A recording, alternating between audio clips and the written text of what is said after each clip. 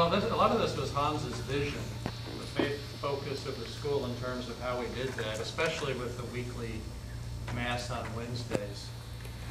And, you know, it didn't come without its bumps and struggles, but you know, it's something that we continue to do. I think it's a big part of our unique way of making sure the sacramental life of the Catholic Church is at the center of us in our experience as a school also.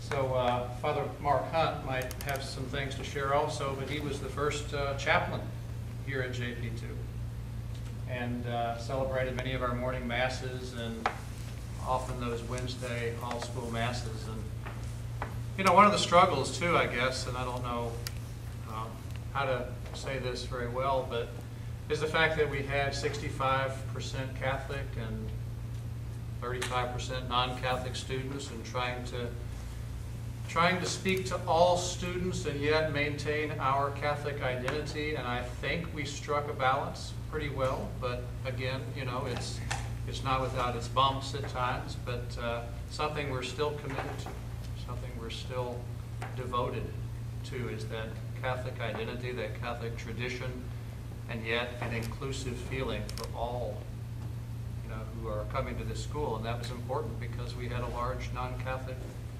population. And I was a part of that very first large non-Catholic population at Wilmington for Dye, which was even we're good Baptists as well. And we came here thinking, this is a totally different experience for me. I've never have been in Catholic education before, came from Seminary Academy, and I left here knowing, because of so many wonderful people, these wonderful people here, Brent Fernandez, another one, people who taught us to really love Jesus in a holistic and inclusive way that was backed up by the Catholic tradition, but that we as Baptists or Church of Christ or Methodists or whatever could embrace just as followers of Jesus.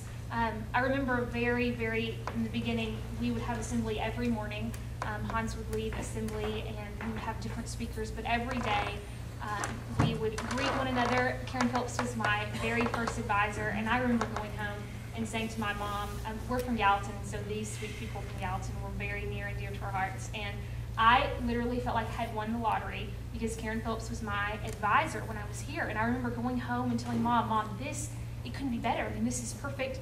I had known of Karen Phillips my whole life, and so now she was mine, and it was just wonderful. And, we would greet one another every morning and pray together. Hans would lead us in prayer, and I think that really set the foundation of who we were and what we would become here. And I think it's obvious that every Christ follower belongs here and feels like they belong here because we continue to come. We're still here and still loving the people here and loving the experience that we have here. And so I think that was an important issue and one that was really executed so well. Just to add to that, I came from a non-Catholic, non-Christian background. I was Muslim, and coming to this school, you would think that I would be an anomaly in the student body, but just coming here, it was just very welcoming. And even though I was different, it actually sparked curiosity and sparked discussions and a lot of friendship. And out of the difference, it came similarities too, because I realized how similar my faith was with the Catholic faith and with the Christian faith. So coming through that, there was a lot of focus on faith and spirituality, and I was able to grow through that.